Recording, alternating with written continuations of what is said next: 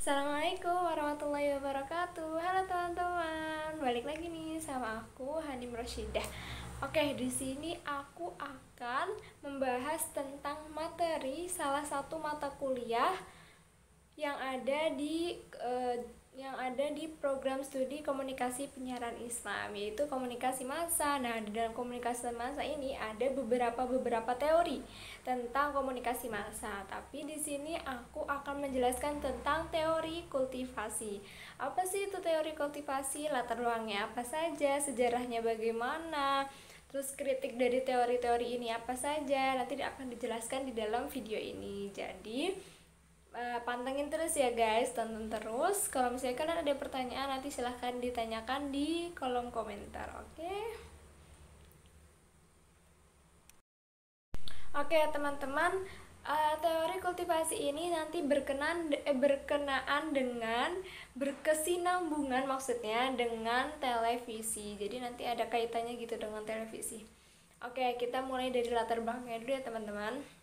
Latar belakang dari teori kultivasi. Ingat, teori kultivasi ini berkesinambungan dengan televisi. Jadi kita akan membahas juga tentang televisinya. Televisi merupakan media yang udah populer banget nih, udah umum banget di masyarakat sekitar. Jadi orang-orang tuh udah pada tahu televisi itu apa. Dan hampir seluruh masyarakat di Indonesia itu udah punya gitu, udah punya televisi. Ya walaupun ada yang belum punya, tapi mayoritas sudah punya semua gitu. Nah, menurut perspektif kultivasi, televisi ini menjadi media utama di mana para penontonnya itu belajar tentang masyarakat dan kultur lingkungannya.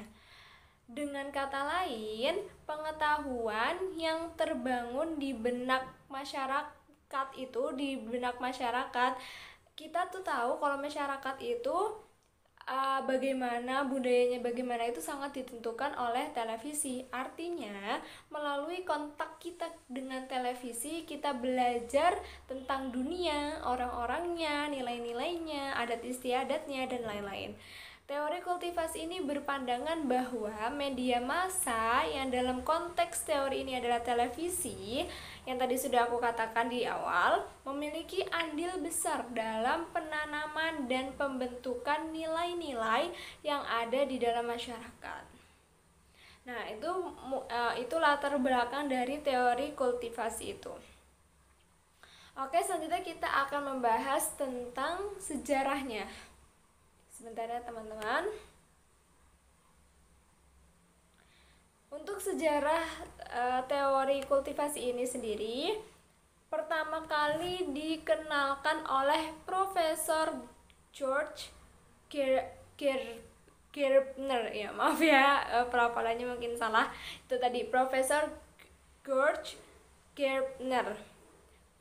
Beliau merupakan dekan emeritus dari Annenberg School for Communication di University Pennsylvania di University Pennsylvania. Maaf banget ya kalau ada penyebutan yang salah. Nah, riset pertama beliau itu pada awal tahun 1960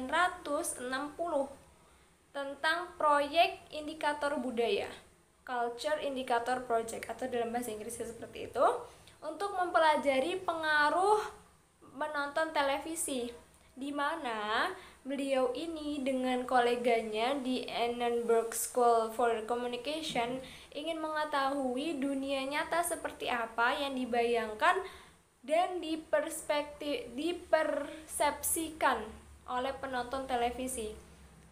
Nah, tradisi pengaruh media dalam jangka waktu panjang dan efek yang tidak langsung menjadi kajiannya. Gerbner menyatakan bahwa televisi merupakan suatu kekuatan yang secara dominan mempengaruhi masyarakat. Televisilah yang menjadi sarana utama masyarakat untuk belajar tentang dunia, orang-orangnya, nilainya, tadi seperti yang sudah saya katakan, kebiasaannya, adat istiadat, dan lain-lain. Apa yang di televisi itu dipandang menjadi sebuah kehidupan yang nyata dalam kehidupan sehari-hari. Oke, teman-teman, kita di sini selanjutnya akan membahas tentang asumsi teori kultivasi. Di sini disebutkan bahwa asumsi teori kultivasi ini ada 6, teman-teman. Yang pertama itu ada asumsi yang pertama, televisi merupakan media yang unik. Yang kedua, semakin banyak waktu masyarakat untuk menghabiskan waktu menonton televisi, maka semakin kuat kecenderungan orang menyamakan realitas televisi dengan realitas sosial. Maksud di sini itu jadi orang-orang yang menonton televisi itu cenderung menyamakan, mempersepsikan bahwa kehidupan di dunia luar itu sama seperti yang ada di TV. Terus yang ketiga, like viewers, penonton ringan cenderung menggunakan jenis media dan sumber informasi yang lebih bervariasi, baik komunikasi bermedia maupun sumber personal.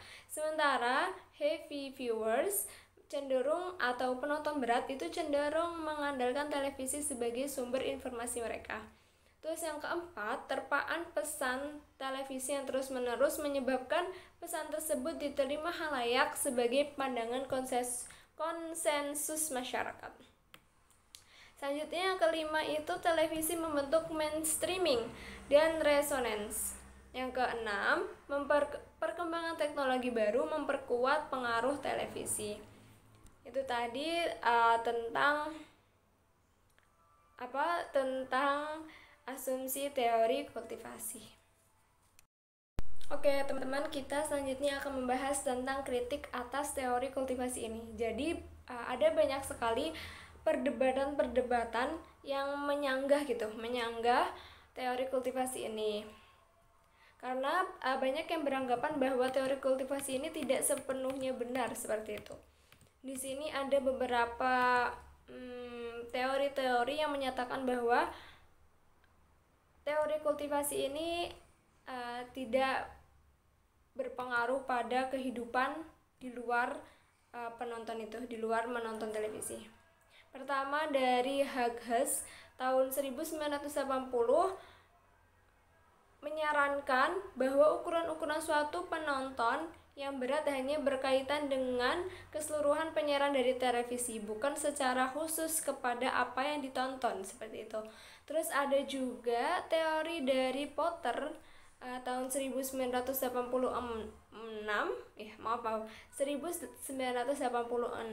mengelompokkan pokok-pokok masalah atas beberapa persepsi dari dimensi realitas. Realitas persepsi adalah tingkatan realitas di mana orang melihat pesan-pesan media. Faktor ini lebih berciri psikologis daripada variabel-variabel yang digunakan dalam pengujian sebelumnya dari teori kultivasi. Terus sebenarnya ada banyak ya kontroversi yang menyanggah tentang teori kultivasi ini. Tapi dari semua yang kita bahas tadi, intinya adalah kita itu akan menemukan bahwa semua analisis itu didasarkan pada survei masyarakat di Amerika. Seperti itu. Terus ada juga banyak alasan-alasan yang meragukan teori kultivasi ini. Sebagian karena isi dan dampak penggunaan televisi itu seringkali berbeda pada setiap orang, dan sebagian lain karena terbatasnya bukti dari negara-negara lain, sehingga hasilnya tidak dapat dinyatakan dengan tegas gitu. Jadi teori ini tuh hanya dipraktekkan di sebagian orang saja, bukan seluruhnya. Jadi teori ini tuh berbeda-beda gitu di setiap orang. Mungkin ada orang yang beranggapan bahwa bahwa televisi ini memberikan pengaruh sebegitu hebatnya untuk si penonton gitu. Ada juga yang menonton televisi yaitu hanya karena ingin hiburan gitu. Jadi tidak dibawa ke realita. Seperti itu. Untuk tadi ya, sanggahan atau kritik atas teori kultivasi ini. Oke teman-teman, ketika tadi kita sudah membahas tentang latar belakang teori kultivasi, kemudian kita juga telah membahas tentang sejarah, asumsi dan asumsi dan kritik atas teori kultivasi ini, kita selanjutnya akan membahas tentang pengertian teori kultivasi, karena kita tadi belum membahas secara keseluruhan tentang pengertian teori kultivasi ini. Mungkin barangkali ada teman-teman yang kebingungan tadi di awal, apa sih ini teori kultivasi, kenapa ujung-ujungnya muncul latar belakang dulu atau sejarah, tapi nggak ada teori, nggak ada artinya apa itu kultivasi. Mungkin teman-teman bingung, dan di sini aku akan membahas tentang teori kultivasi ini secara mendalam. Pertama, teori kultivasi ini adalah teori tentang penanaman atau bisa juga disebut dengan penyuburan. Teori kultivasi ini memusatkan pada perhatian terhadap dampak menonton televisi pada perilaku manusia. Teori ini beranggapan bahwasanya manusia yang selalu menonton tayangan tertentu dengan jangka waktu yang lama, maka akan memiliki sebuah pemahaman bahwa dunia di sekelilingnya itu sama seperti apa yang dia tonton. Misalnya, dia itu menonton sinetron yang isinya itu tokoh-tokohnya yang jahat, yang antagonis, yang suka menggunjing dan lain-lain sebagainya, maka dia itu akan mempersepsikan ke masyarakat, mempersepsikan masyarakat itu sama seperti yang ada di dalam televisi itu. Seperti itu. Jadi televisi itu kayak gitu ya teman-teman. Semakin beranggapan kalau misalnya televisi itu buruk, maka dia itu akan mempersepsikan masyarakat itu juga buruk kayak gitu. Mungkin itu ya. Contohnya juga tadi sudah saya sebutkan juga. Oke teman-teman, menurut pandangan aku sendiri tentang teori kultivasi ini tidak sepenuhnya benar dan tidak sepenuhnya salah, karena kita itu tidak bisa membandingkan antara satu orang dengan orang yang lainnya. Mungkin ada yang beranggapan bahwa televisi itu membawa pengaruh buruk untuk si penonton gitu, tapi ada juga orang yang mengatakan, yang beranggapan bahwa menonton televisi itu hanya untuk hiburan semata, hanya untuk mencari informasi saja gitu. Jadi kita tidak bisa tuh membandingkan antara satu orang dengan orang yang lainnya. Dan begitupun dengan saya, menurut saya pribadi, teori kultivasi ini memang ada benarnya, tapi ada salahnya juga gitu. Gitu sih pandangan dari aku teman-teman. Tadi seperti yang aku katakan, kita tidak bisa membandingkan satu orang dengan orang yang lainnya gitu. Seperti itu ya menurut pandangan dari aku. Mungkin teman-teman punya pandangan lain tentang teori kultivasi ini, bisa di komen di bawah bagaimana pendapat kalian. Oke, mungkin itu saja. Sekian dari saya. Mohon diambil hikmahnya, apabila ada yang benar, kalau yang salah mohon dimaafkan, karena kita sama-sama belajar. Apabila juga ada pengucapan yang terbelit-belit, itu mohon dimaafkan sekali ya teman-teman. Terima kasih. Assalamualaikum warahmatullahi wabarakatuh. Dadah.